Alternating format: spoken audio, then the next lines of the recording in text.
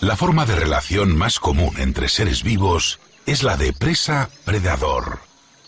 Pero no es la única. Hay relaciones no violentas y muchas que podríamos considerar de cooperación, beneficiosas para ambas partes. Hay tratos entre familiares, vecinos e incluso entre extraños. Animales de especies diferentes que se mantienen unidos para siempre. Vínculos increíbles que entre los reinos vegetal, animal o el mundo de los hongos estrechan lazos de grado y naturaleza muy profunda. No obstante, la amistad salvaje es siempre interesada. La comida, el transporte gratuito o la protección son la moneda de cambio de los seres vivos.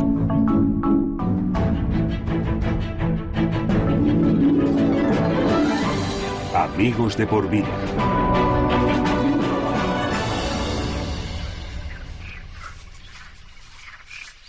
Un erizo, sediento, acude a su charca habitual. Ahora no busca comida, sabe que por aquí no hay nada para él. Aún tendrá que esperar un poco más a que el frío aletargue a las ranas, y entonces las buscará bajo las piedras. El verano está pasando, sin embargo aún hace mucho calor.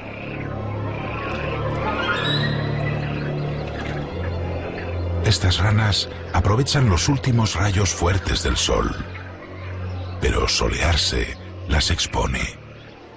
Así que están muy atentas por si aparece cualquier peligro en el corto horizonte que alcanzan con sus ojos.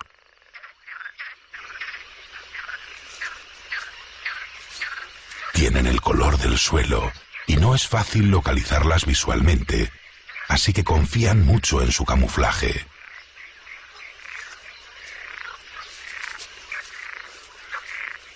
Hasta que un peligro, en este caso el erizo, se les acerca demasiado. La primera que pierde los nervios, normalmente la que está más cerca del predador, salta.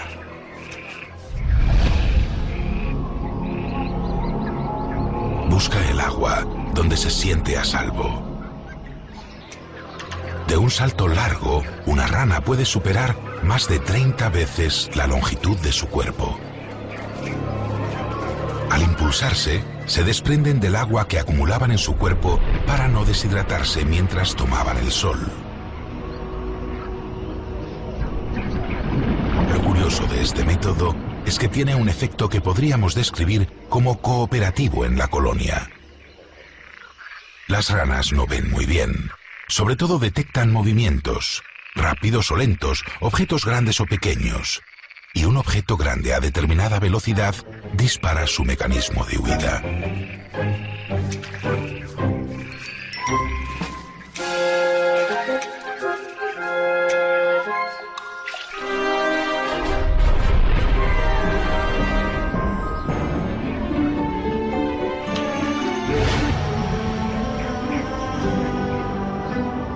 Así que cuando una rana surca el aire, se hace visible a las demás y dispara la señal de alarma que sus compañeras de charca obedecen, aunque no hayan visto al enemigo.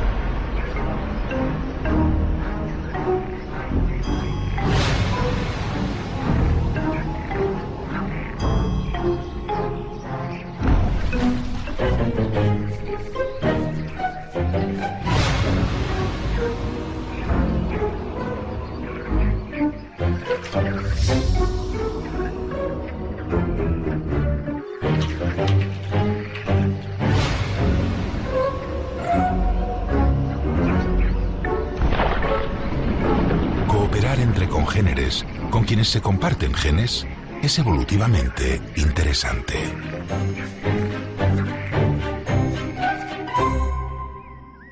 Este es un nido de mitos, una auténtica belleza arquitectónica. Su diseño está enfocado a integrarse completamente en el paisaje. Eso es la última tendencia, pero la delicadeza de su acabado, sus materiales, su sencillez, su minimalismo no tienen fines estéticos, sino miméticos. El nido pretende parecer una protuberancia natural del tronco sobre el que está construido. En su interior, un tesoro vivo de hasta más de una docena de pollos que se turnan en la puerta para recibir comida, intenta sobrevivir a toda prisa, pasando inadvertido. Solo llaman la atención cuando su madre o su padre se acercan con comida, con el pico bien lleno de insectos.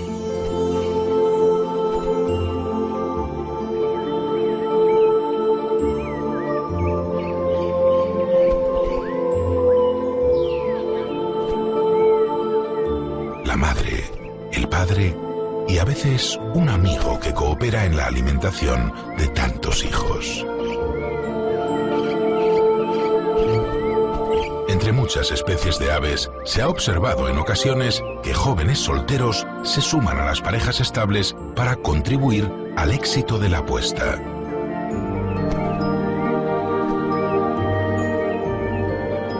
Se supone que estos colaboradores pueden ser hijos jóvenes del año anterior que, al no haber encontrado pareja, prefieren aportar alimento a sus hermanos o hermanastros.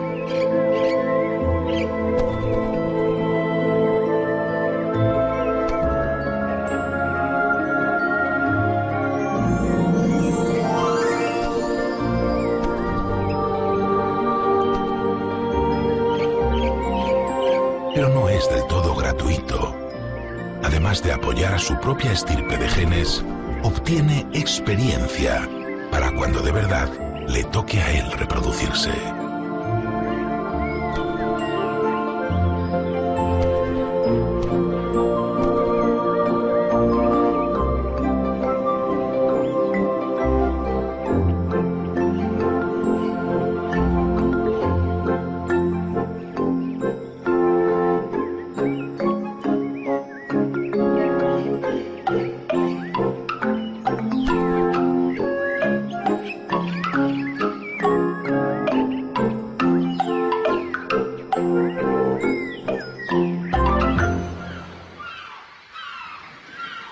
Muchas aves se agrupan para criar como hacen las gaviotas.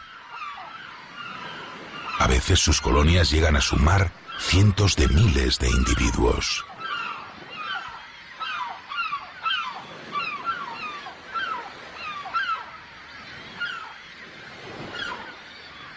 Los buitres se reúnen en vuelo, en las corrientes de aire, para buscar comida.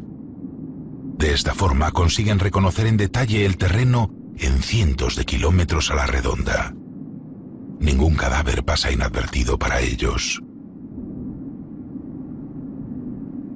Las aves migradoras tienden a formar bandos cuando se van de viaje. El vuelo en formación ahorra casi un tercio del rozamiento que el cuerpo produce con el aire.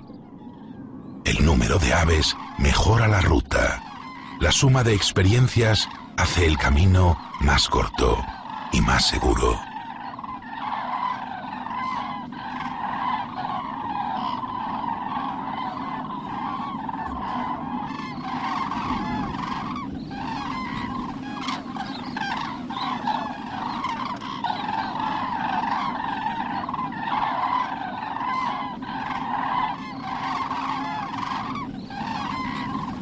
Existen muchas maneras de colaboración entre los miembros de una misma especie.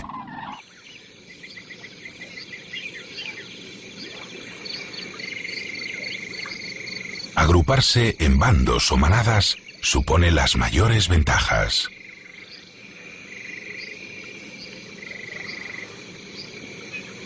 El gregarismo de los ñúes se debe en gran medida a que también viajan juntos buscando los mejores pastos.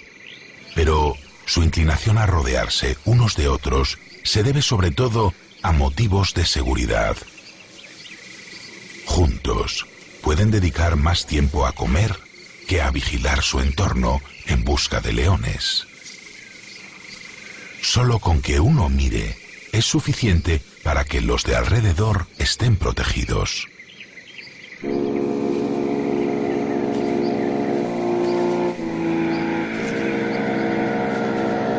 Cuantos más ñúes se sumen al grupo, mayor tiempo podrá dedicar cada uno a pastar sin tener que parar a vigilar.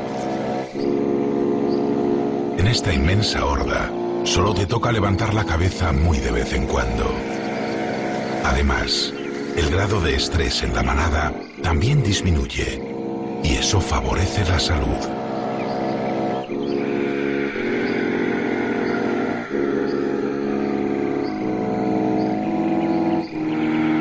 También, obviamente, cuantos más animales se agrupen, implicará que cada individuo tenga menos posibilidades de ser elegido como objetivo por el depredador. Agruparse se ha convertido en una solución tan eficaz que incluso se dan uniones entre especies diferentes, mejorando aún los resultados de seguridad y de eficacia alimenticia. Cebras y ñúes recorren los primeros pasos del concepto de simbiosis.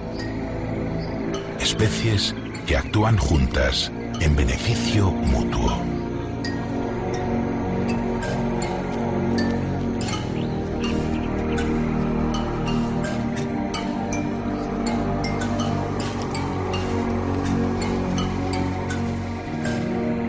Técnicamente, esta colaboración entre especies distintas se llama mutualismo, porque hace referencia más a una acción puntual que a una asociación de por vida. El mutualismo se aprecia claramente en el servicio de desparasitación que ofrecen los pájaros picabueyes a sus huéspedes. A cambio de la comida, es decir, de los tábanos y las garrapatas, y a veces hasta un poco de sangre de una herida, los picabueyes mantienen la piel limpia de parásitos. No es un servicio perfecto, porque nadie puede del todo contra tantos parásitos, pero al menos les libran de una gran parte de ellos.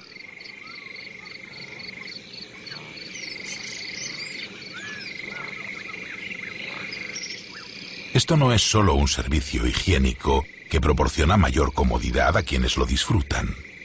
La labor de los picabueyes tiene mucha importancia, limitando el desarrollo y el contagio de graves enfermedades. Una verdadera simbiosis es una relación permanente.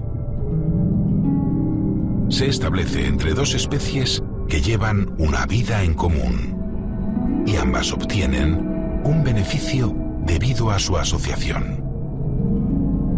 A menudo, en una simbiosis, los seres implicados en ella no pueden sobrevivir el uno sin el otro. Las medusas son animales muy primitivos. Pertenecen a la era en la que se originó la vida en el mar, hace más de 500 millones de años, en el Cámbrico. Y ya entonces existían simbiosis.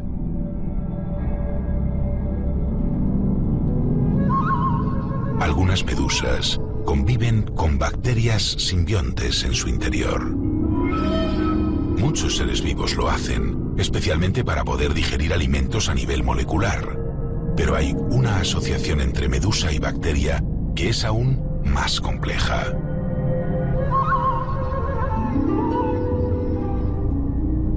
En sus racimos de tentáculos, ciertas medusas cultivan jardines. Son jardines verdosos de fitobacterias, es decir, de bacterias planta, o sea, bacterias vegetales que toman la energía del sol y la convierten en energía viva, en alimento orgánico.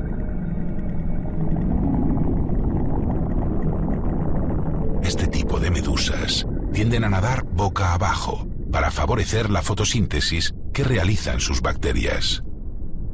Algunas incluso se posan en fondos someros, lo más cerca posible de la superficie del agua, intentando aportar el máximo de luz a su plantación.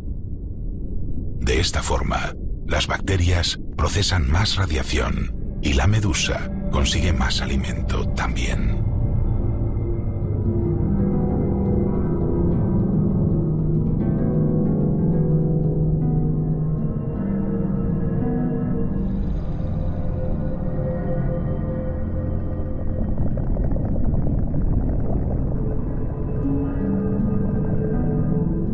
casi tan antigua como la asociación entre bacterias y animales es la relación simbiótica que se produce entre los hongos y las plantas.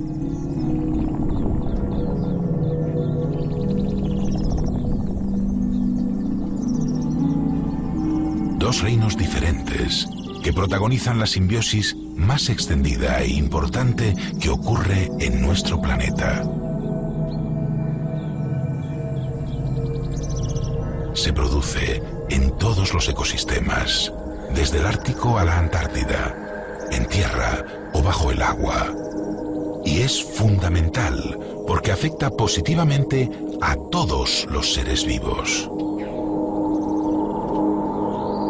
Los hongos son mucho más de lo que podemos ver a simple vista, cuando en otoño o en las estaciones más húmedas las setas asoman sus curiosos paraguas sobre el suelo.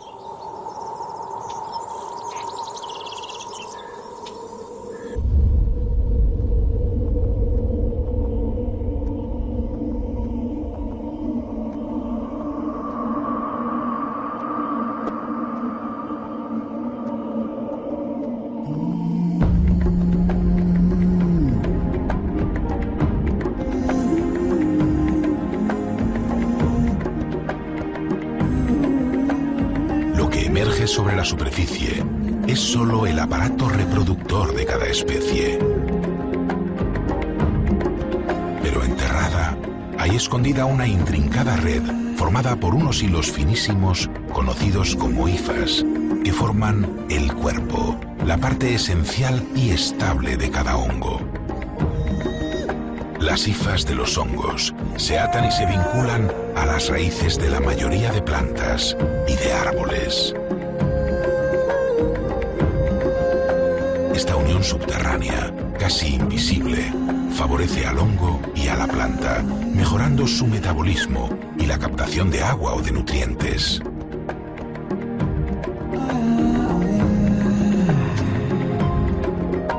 Las sales, los minerales, disueltos en moléculas inorgánicas, forman parte de la tierra. Son materia muerta, que gracias a esta asociación con los hongos pasa a través de las raíces de las plantas a convertirse en materia viva, formando las células vegetales que los demás animales comemos.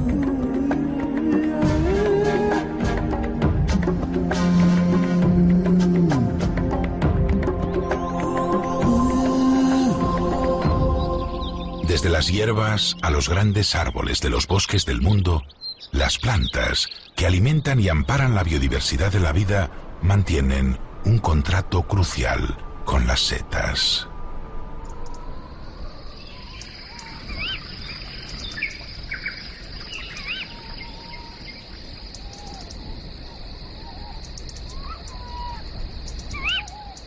El contrato estipula que cada nueva espora de un hongo se dispersará buscando un lugar donde empezar de nuevo.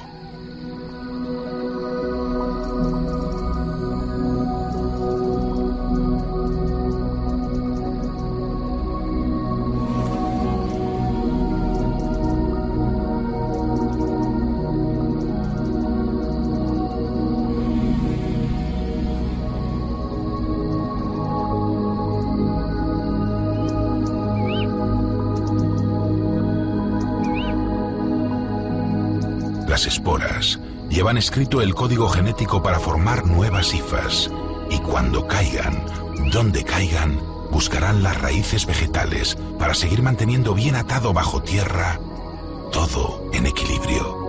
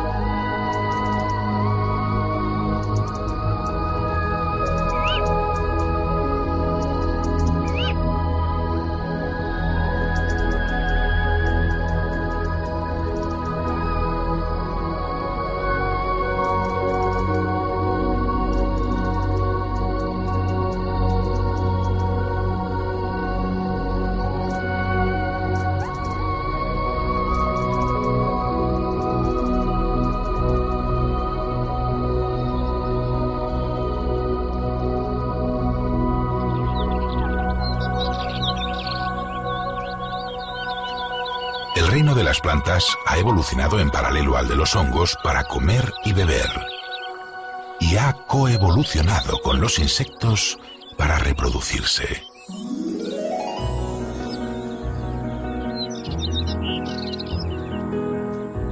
Algunas adaptaciones son más bien genéricas y sirven para que muchas especies de insectos puedan polinizar muchos tipos de flores distintos.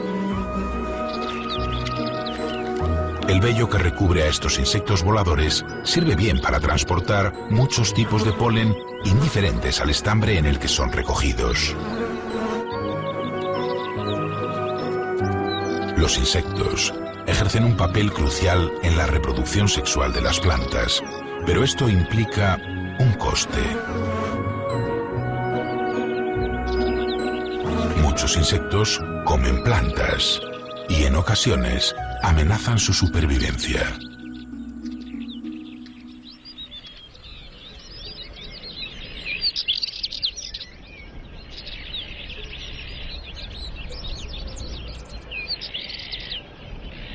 Los pulgones no polinizan las plantas, no comen en las flores, sino desde el tallo.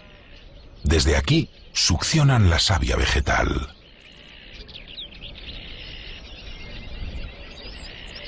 Curiosamente, los pulgones no se defienden. No tienen ninguna herramienta disuasoria, ni aguijones, ni veneno, y ni siquiera son ágiles.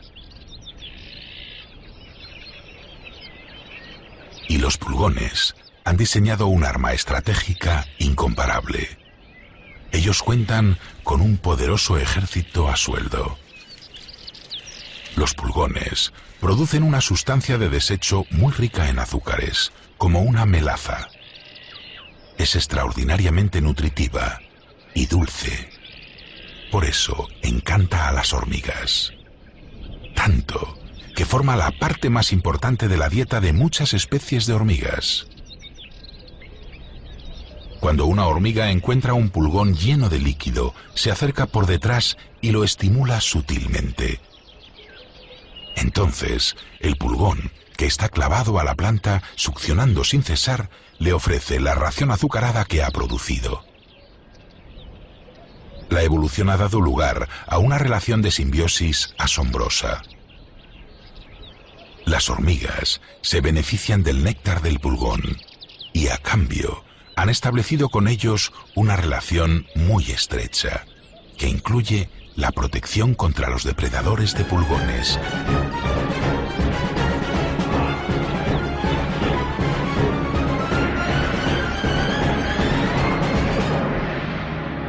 Se trata de una asociación entre tres especies. La planta da alimento a los pulgones, recibe a cambio protección indirecta por parte de las hormigas, que obtienen su delicioso manjar como pago gracias a los pulgones y a la planta que les alimenta. Sin embargo, es una simbiosis inestable. Como en toda sociedad, debe mantenerse un equilibrio entre los miembros que la forman, o toda la empresa se vendría abajo. Si hubiera muchos pulgones, la planta se secaría, y si hubiera demasiadas hormigas, podrían extenuar a los pulgones. Por eso, esta simbiosis se rige de acuerdo a un protocolo muy estricto.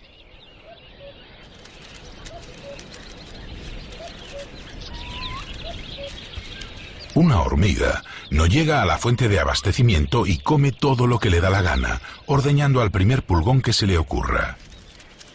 De esta forma, el pulgón no reacciona y se niega a dar su precioso néctar.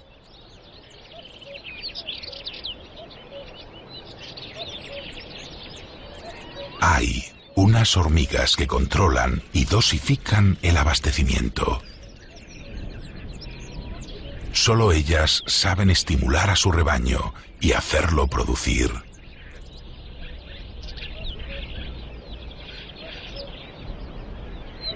Y luego, ellas mismas lo reparten.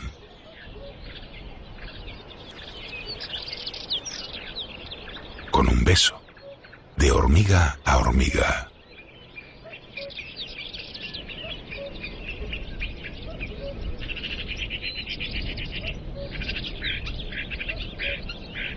Seguramente así evitan que las hormigas de otros hormigueros puedan aprovechar los recursos que controlan.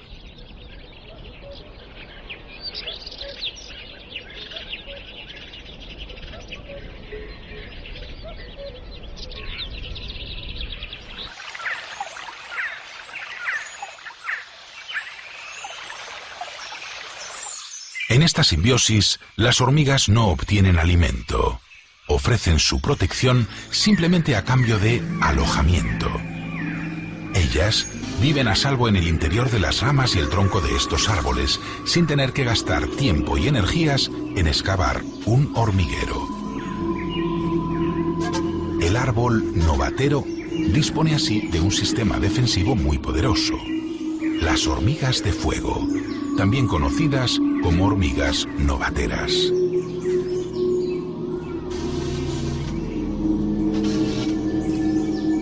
Las novateras están armadas con un veneno que tiene un efecto más rápido y eficaz que cualquier toxina vegetal. Por eso, gracias a esta asociación, los novateros y las novateras han conseguido una amplísima distribución por todo el Mato Grosso brasileño. Donde hay árbol novatera, hay hormiga novatera, y todos aquí lo tienen muy en cuenta. Si alguien se acerca al árbol e intenta comerse sus hojas o simplemente lo toca, recibirá el ataque enfurecido de un poderoso ejército. La mordedura de esta especie es muy dolorosa, parece quemar la piel. Y si varias hormigas inyectan su veneno a la vez, podrían llegar incluso a matar un animal grande, por ejemplo, el tamaño de un mono.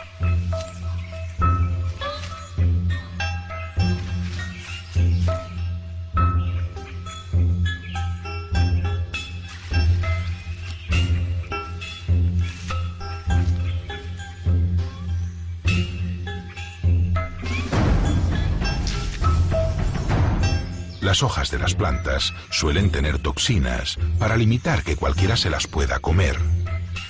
Además, las paredes de las células vegetales están hechas de celulosa, que resulta más indigesta que los tejidos animales. De ahí que este mono, omnívoro, esté ahora buscando insectos entre las hojas y no se coma las hojas aunque tenga hambre. No quiere verdura. Necesita proteínas animales que le van a aportar más energía más rápidamente. Sin embargo, la dieta que está buscando encierra mucho peligro. Está sobre un novatero. Pero es que el macaco prego viene precisamente buscando a las hormigas de fuego y sabe hacerlo sin correr riesgo. Sabe cómo boicotear la simbiosis entre hormiga y árbol.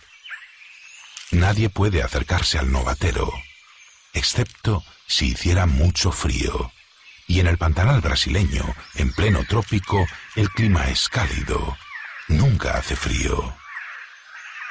Aunque entre los meses de julio y agosto puede ocurrir durante unos pocos días que entre la hora previa y la posterior al amanecer las temperaturas mínimas no alcancen los 7 grados centígrados.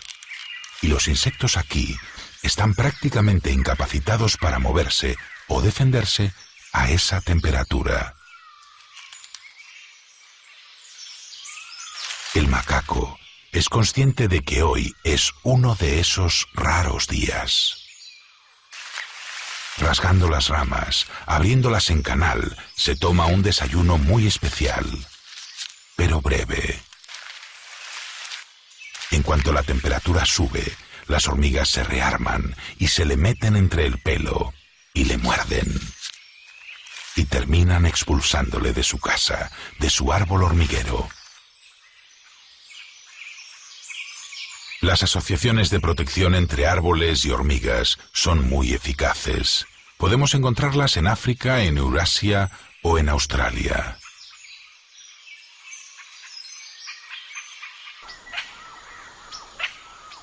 Como hemos visto, Las hormigas son expertas en simbiosis. Se asocian con pulgones, polinizan plantas o protegen árboles. Y también cultivan hongos. Las hormigas cortadoras de hojas trabajan en exclusiva para un hongo que mantienen vivo en su colonia y del cual se alimentan.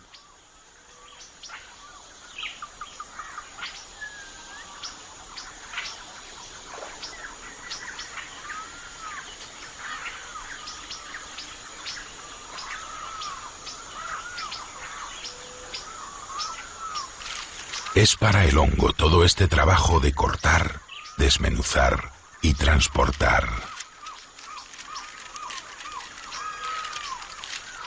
No cualquier especie de árbol sirve para alimentar a su hongo. Los nutrientes que éste necesita para su desarrollo no son sintetizados más que por ciertas especies vegetales. Incluso las cortadoras de hojas deben seleccionar bien la hora de la recolecta para que las hojas tengan la menor concentración de sustancias tóxicas posibles, para no envenenar su cosecha. Por eso, no es extraño verlas trabajar a distintas horas, de día o de noche, cuando tenga que ser. El hongo además es muy exigente, no soporta la luz y tolera muy mal los cambios de temperatura o las concentraciones de CO2. Y tanta masa vegetal entrando en el nido podría matarle.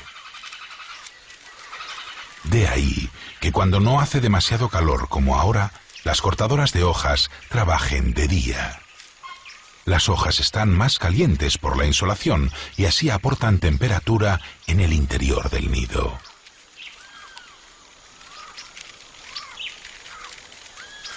Al hongo le gusta el calor, aunque no en exceso. Un complejo sistema de túneles mantiene la aireación necesaria para que la temperatura y la humedad sean las precisas. Ni más ni menos, y siempre constantes. Esta compleja simbiosis depende de muchos factores que son delicados. Por eso la colonia mantiene bajo tierra varios cultivos de hongo en cámaras distintas. De esta forma, se aseguran de que si perdieran alguna cosecha, siempre quedaría otra viva. Podría pensarse que el hongo no saca nada de las hormigas, que es solo su alimento. Pero él simplemente existe porque ellas lo cuidan.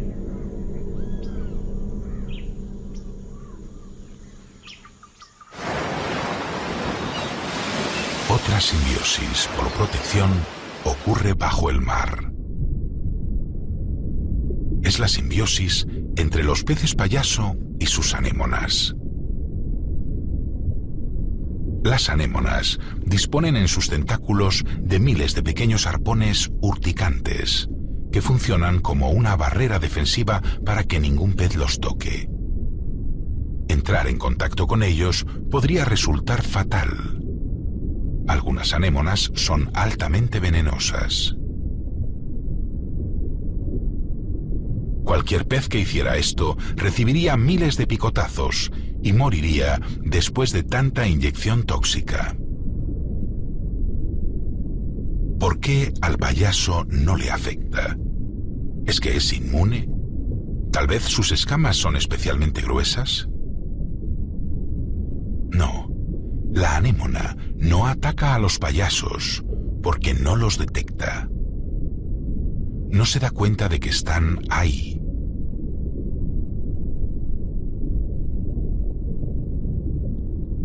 Antes de tomar una anémona como casa, los peces payaso rozan delicadamente sus escamas con los tentáculos. Varias veces.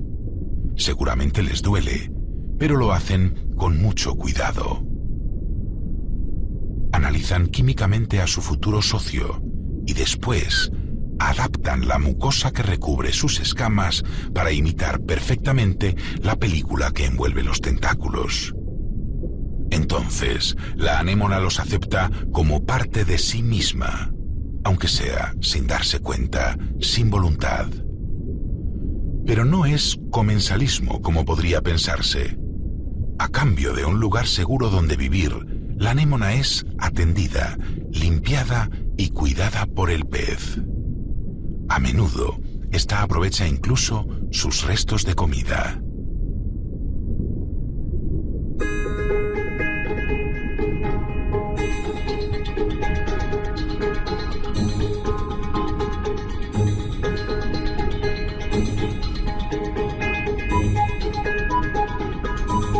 Ciertos cangrejos ermitaños también establecen contratos beneficiosos con anémonas, específicamente con actinias, pues estas tienen que soportar ciertos periodos de tiempo fuera del agua.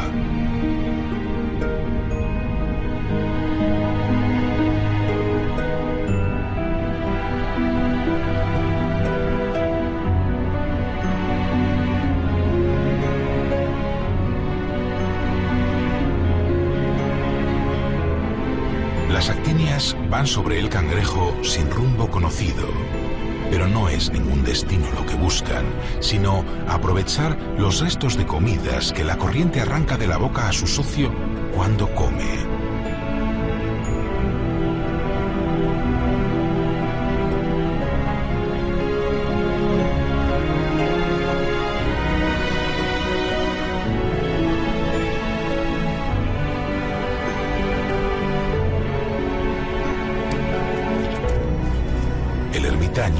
Gracias a sus pasajeras, se asegura de que ningún pulpo le ataque por la espalda.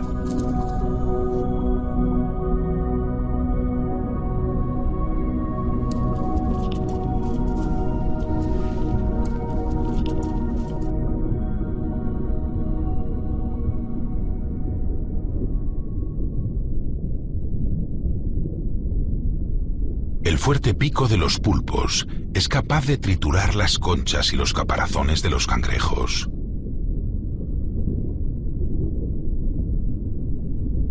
Pero esta especie, además, es venenosa. Se le considera uno de los 3 animales más tóxicos del planeta: el pulpo de anillos azules. Es un diminuto pulpo australiano que también mantiene relaciones simbióticas. Él se ha asociado con unas bacterias terribles que viven en su saliva.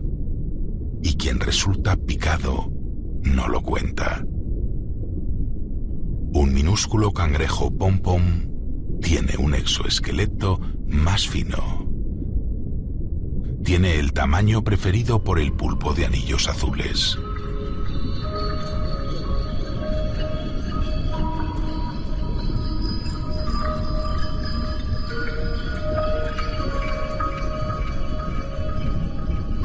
Por suerte, su defensa no está basada solo en la resistencia de su caparazón.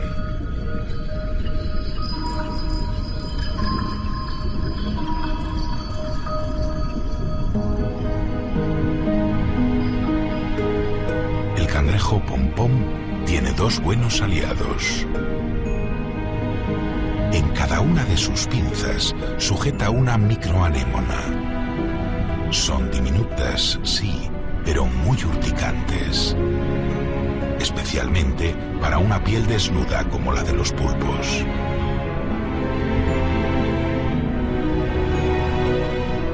La vistosidad de su colorido y el patrón de sus franjas deberían ser una señal inequívoca de que, a pesar de su tamaño, también es peligroso.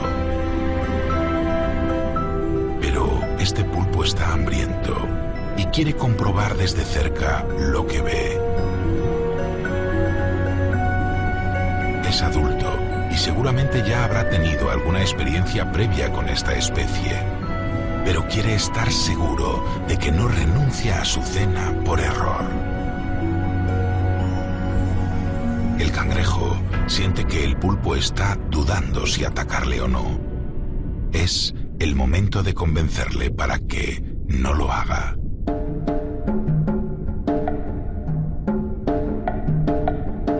Los movimientos de las pinzas muestran nítidamente lo que sostienen.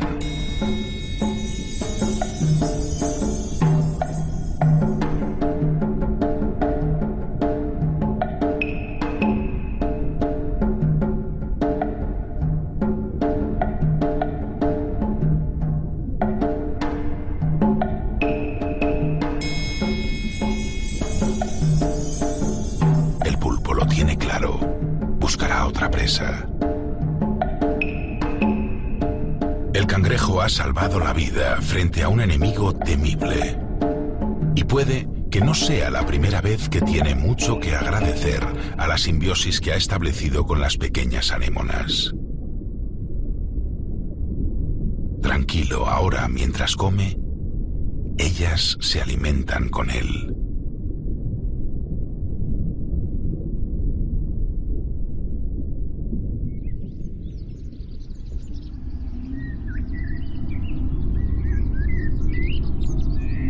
Quizá la simbiosis perfecta, la más íntima, es aquella en la que no se puede distinguir a los simbiontes.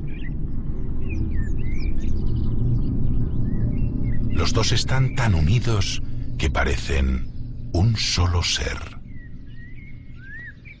Un líquen no es realmente un ser vivo, aunque siempre lo hayamos creído así. Ahora sabemos que un líquen son dos seres. Un alga y un hongo, solo que viven uno en el otro, formando una estrategia de vida dual que adquiere una morfología nueva, producto de la unión de ambos. El hongo consigue alimento gracias a la fotosíntesis que realiza el alga, y esta a cambio se protege frente a la desecación gracias a la humedad que puede retener el hongo.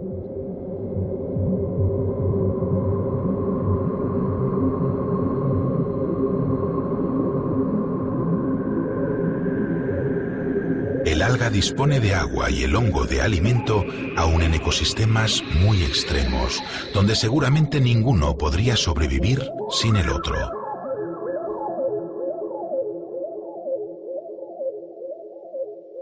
Están tan unidos que hasta la reproducción suele implicar a la vez a los dos seres unidos.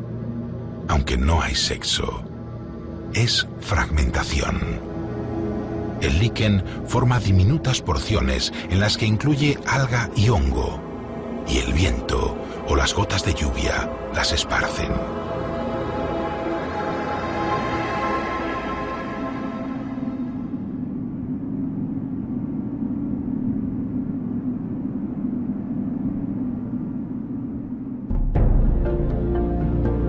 Las innumerables relaciones entre unos animales y otros son sorprendentes, desconcertantes, maravillosas e imprescindibles para el equilibrio global. Esto se aprecia muy claramente en la naturaleza cuando alguien muere, porque entonces alguien sobrevive a costa de esa muerte.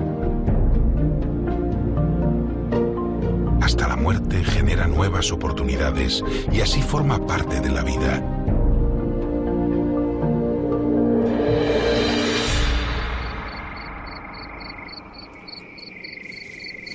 Un zorro ha sido el primero en detectar el olor del ciervo.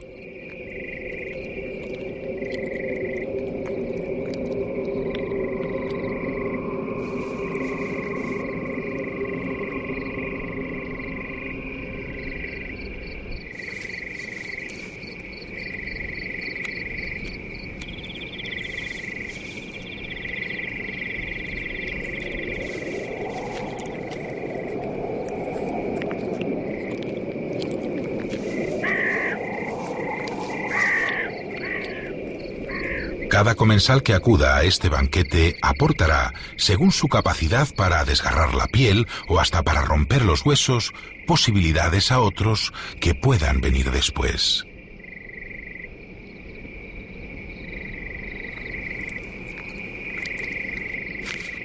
La urraca, por ejemplo, no sería capaz de arrancar todavía su pedazo de carne si el zorro no rasgara antes la dura piel. Así que el pájaro tendrá que esperar.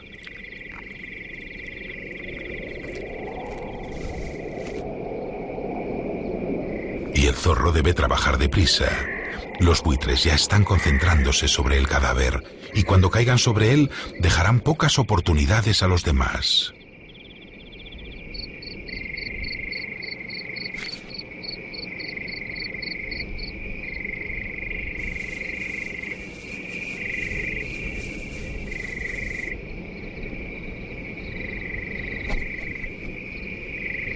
Pero los buitres, aunque dejen poca comida a otros, llevan a cabo una función higiénica esencial para todos los habitantes del ecosistema.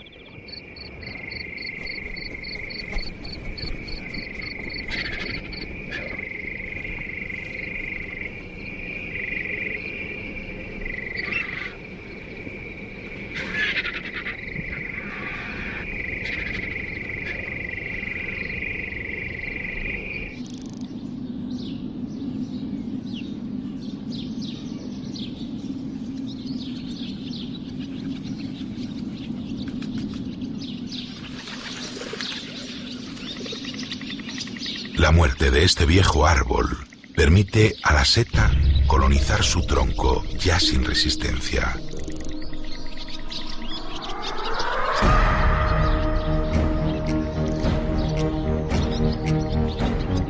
Ahora, desde una mayor altura, las esporas del hongo podrán llegar más lejos y aumentarán sus posibilidades de proliferar, colaborando con las raíces de otros árboles como este.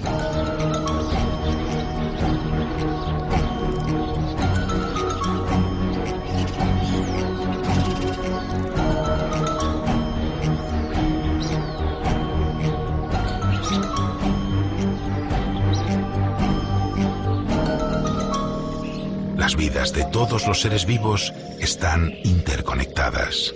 Simbiosis o parasitismos son de cualquier forma beneficiosos para el conjunto, mientras se mantengan en equilibrio.